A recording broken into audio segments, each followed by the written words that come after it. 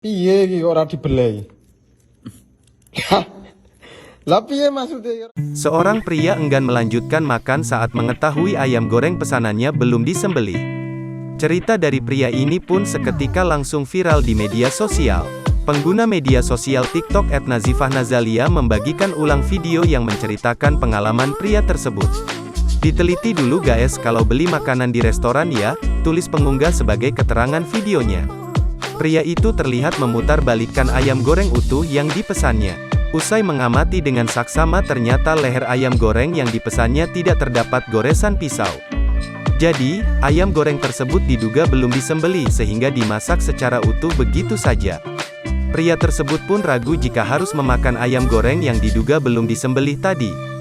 Dia akhirnya memutuskan untuk tidak melanjutkan makan alias tidak makan ayam goreng pesanannya sama sekali. Sontak video tersebut mendapat berbagai komentar dari warganet. Kayaknya itu daging burung mungkin ditembak, ujar warganet.